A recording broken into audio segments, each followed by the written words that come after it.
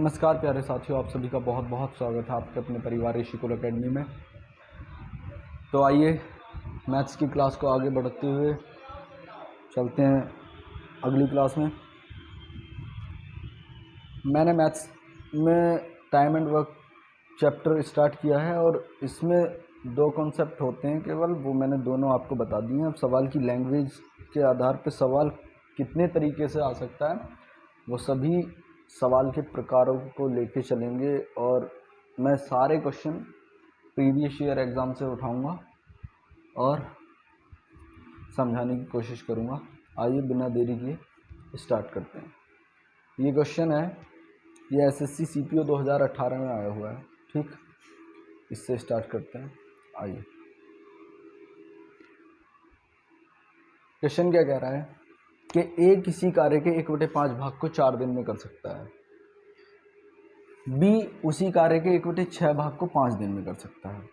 यदि दोनों मिलकर इस काम को करें तो काम कितने दिन में समाप्त हो जाएगा। आओ देखते हैं। ये कह रहा है कि जो ए वर्क कर रहा है, जो ए कर रहा है वो 1/5 भाग को, तो हम ऐसा समझ सकते हैं कि यदि 5 टोटल वर्क है, 5 टोटल वर्क है, ये नीचे वाला क्या है, टोटल वर्क, टोटल वर्क 5। ये कह रहा है यदि टोटल वर्क 5 है, 5 का 1/5 भाग को 4 दिन में कर सकता है। यदि हम 5 का 1/5 निकालेंगे तो क्या आ रहा है बच्चे, 1 है ना, 1 बच रहा है। तो हमें करने की ज़रूरत नहीं है, हम नीचे वाले को टोटल वर्क मान लेंगे कि 5 हमारा टोटल वर्क है और उसका 1/5 मतलब ऊपर लिखा हुआ है 1, 5 में से एक हिस्सा ऊपर लिखा हुआ है। ठीक, 5 का 1/5 1 जो ऊपर है। अब ये कह रहा है कि 5 के 1/5 भाग को 4 दिन में कर सकता है। यदि इस 1 को वो 4 दिन में कर सकता है तो 5 जो टोटल है उसे कितने दिन में करेगा, 5 गुणा 4, 20 दिन में। ठीक, 20 दिन में कर लेगा। अब यहाँ से हमें पता चला कि ए जो है वो 20 दिन में काम को कर रहा है। ठीक, अब इसी तरीके से हम बी को देखते हैं। बी 1/6 भाग को 5 दिन में कर रहा है, मतलब कि 6 में से एक भाग को वो 5 दिन में कर रहा है। यदि टोटल वर्क 6 है उसमें से एक को 5 दिन में कर रहा है तो 6 को कितने दिन में करेगा, 6 गुणा 5 बराबर 30 दिन। इसका मतलब ए इस टोटल वर्क को 20 दिन में करेगा और बी इस टोटल वर्क को 30 दिन में करेगा। ठीक है बच्चे, ये हो गया 30 दिन। अब हमें पता चल गया, अब वही सिंपल लैंग्वेज बन गई है कि ए किसी काम को 20 दिन में कर सकता है और बी उसी काम को 30 दिन में कर सकता है। दोनों मिलकर कितने दिन में करेंगे, पहले पता करेंगे कि टोटल काम कितना है। दोनों का एलसीएम क्या हो जाता है, टोटल वर्क 60 और ये 3 टाइम और ये 2 टाइम।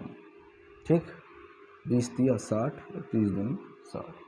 अब ये एक दिन में 3 करेगा तब 20 दिन में कितना कर लेगा, 60। इसका मतलब ये एक दिन का काम आ गया। एक दिन में ये 3 कर सकता है और एक दिन में 3 कर सकता है मतलब एक दिन की उसकी काम करने की क्षमता आ गई कि एक दिन में वो 3 काम को कर सकता है, ये इसकी क्षमता है। और ये 30 दिन में कर रहा है तो एक दिन में 2 काम करेगा, ये इसकी एक दिन के काम करने की क्षमता है कि एक दिन में 2 काम को कर सकता है। ठीक, ये एक दिन में 3 कर सकता है, ये एक दिन में 2 कर सकता है, तो दोनों मिलके एक दिन में कितना करेंगे, 3 + 2 = 5। दोनों मिलके एक दिन में 5 करेंगे और टोटल काम कितना है, 60 काम करना है और एक दिन में दोनों कर रहे हैं 5 मिलके, एक साथ मिलकर के 5 कर रहे हैं एक दिन में, और 60 टोटल काम है तो कितने दिन में हो जाएगा, 12 डेज। ये हमारा आंसर है। आशा करता हूँ समझ में आया होगा। अब अगले सवाल की तरफ चलते हैं।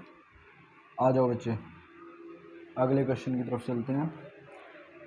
ये क्वेश्चन कह रहा है कि अमन और आराध्या एक टंकी में पानी भर रहे हैं। अमन 4 मिनट में 5 लीटर पानी भरता है, आराध्या 5 मिनट में 4 लीटर पानी भरती है।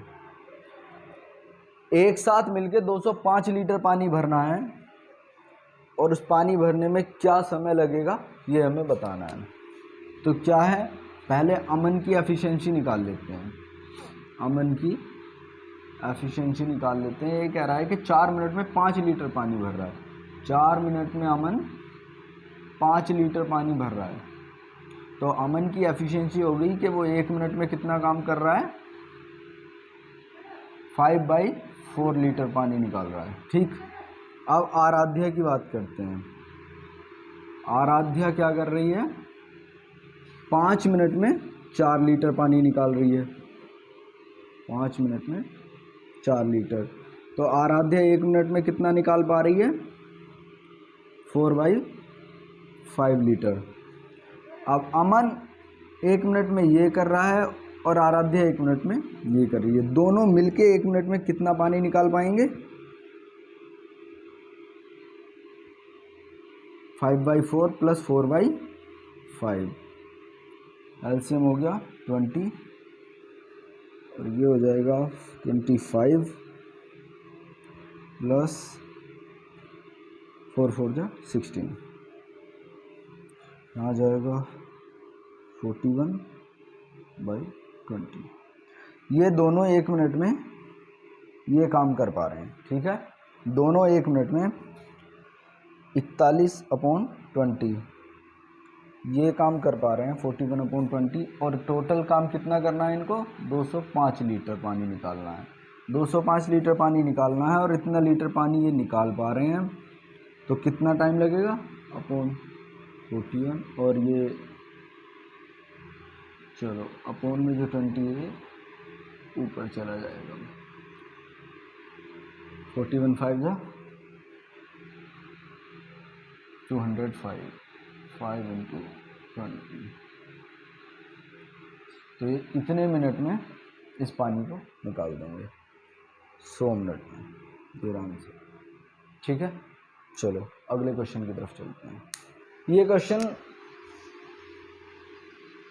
एसएससी सीजीएल मेंस में पूछा गया है 12 जनवरी 2017 को। ठीक, और क्वेश्चन क्या कह रहा है देखते हैं।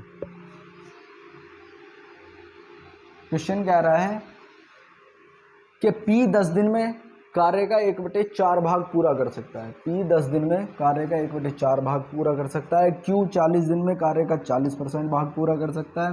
13 दिन में कार्य का 1/3 भाग जो है R कर सकता है। तो ये पूछा गया है कि सबसे पहले कार्य को समाप्त कौन करेगा, जो सबसे कम दिन लेगा कार्य करने में उसको बताना है। ठीक, तो बहुत सिंपल है, आ जाओ। P 1/4 कर रहा है 10 दिन में, इसका मतलब एक काम को कर रहा है 10 दिन में, तो टोटल वर्क कितने दिन में करेगा, 40 दिन में। ठीक, P कर रहा है 40 दिन में। Q को बोल रहा है कि 40 दिनों में 40% पूरा कर सकता है। 40% की फ्रैक्शन होती है 2/5। ठीक, अब उसमें से जो 2 काम है उसको वो कर रहा है 40 डेज में, तो टोटल वर्क कितने दिन में करेगा, 40/2 × 5। 5 की वैल्यू निकालनी है और 2 की दे रखी है। तो ये क्या हो गया, 100 डेज। ठीक, ये क्या हो गया, 100 डेज। अब R पे आते हैं। ठीक, R कह रहा है कि 13 दिनों में 1/3 वर्क कर रहा है वो। 13 डेज में 1/3 वर्क पूरा कर रहा है। तो यहाँ से 1/3 कर रहा है 13 डेज में, इसका मतलब 1 को कर रहा है 13 में, तो 3 को कितना करेगा, 39 डेज। 39 डेज। अब देख लो कौन जल्दी कर रहा है, R ही जल्दी कर रहा है। R सबसे कम टाइम ले रहा है, R सबसे कम टाइम ले रहा है, बस इसी ऑप्शन बिल्कुल ठीक है। चलो अगले क्वेश्चन की तरफ चलते हैं। बच्चे अगला क्वेश्चन बोर्ड पे लिखा है इसे देखते हैं। ये क्वेश्चन कह रहा है कि x एक काम के 6/7 भाग को 2a घंटे में पूरा कर रहा है, ठीक। y की क्षमता x की दोगुनी है, x की दोगुनी है y की क्षमता, तो y शेष काम को पूरा करने में कितना समय लेगा। जो बचा हुआ काम है उसे पूरा करने में y कितना समय लेगा, ये क्वेश्चन पूछ रहा है। तो हम देख रहे हैं कि x जो वर्क कर रहा है ना, वो 6/7 काम को 2a घंटे में कर रहा है। मतलब यदि ये क्या होता है, टोटल वर्क,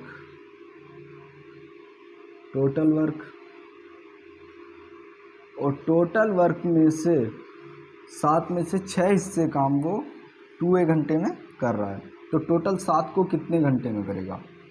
यदि 6 की वैल्यू 2a है तो 2a/6, ये 1 की वैल्यू हो गई, 1 की वैल्यू हो गई 2a/6, और हमें निकालनी है 7 की, ये टोटल वर्क। तो यहाँ से हम फाइंड कर सकते हैं, ये आ गया 7a/3। ये टोटल टाइम लगेगा, ठीक है, टोटल काम को करने में ये टाइम लगेगा, ठीक है, इतने घंटे का टाइम लगेगा इसको काम करने में। अब कह रहा है कि y की क्षमता x की दोगुनी है।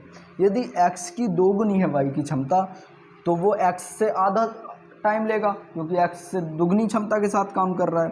तो x इतना टाइम ले रहा है, तो y कितना टाइम लेगा, 7a/3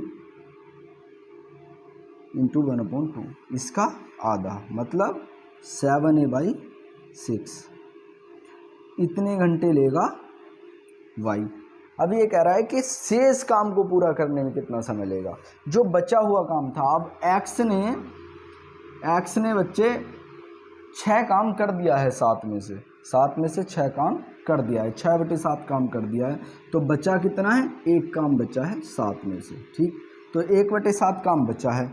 सारे काम को करने में y कितना टाइम ले रहा है, 7a/6, तो 1/7 काम को, मतलब 1/7 काम को करने में कितना टाइम लेगा, तो जिसे टोटल काम करने में ले रहा है 7a/6 टोटल को, और टोटल का 1/7 काम करना है, तो टोटल टाइम का भी 1/7 पार्ट ही y लेगा, ठीक। टोटल टाइम जो ले रहा है टोटल काम को करने में, अब उसे करना है काम का केवल 1/7 हिस्सा, तो वो टाइम का भी तो 1/7 ही हिस्सा लेगा ना बच्चे। तो यहाँ से 7 से 7 कट जाएगा, क्या बचेगा, 1/6a। देखो कहाँ है, ये रहा 1/6a। चलो अगले क्वेश्चन की तरफ चलते हैं। इस सवाल को देखते हैं। सवाल क्या कह रहा है, ए किसी काम को 96 घंटे में कर सकता है और बी उसी काम को 104 घंटे में कर सकता है। दोनों एक साथ काम को कितने दिन में पूरा कर सकते हैं। ये दिन नहीं होगा, यहाँ पर भी घंटे ही है, ठीक है।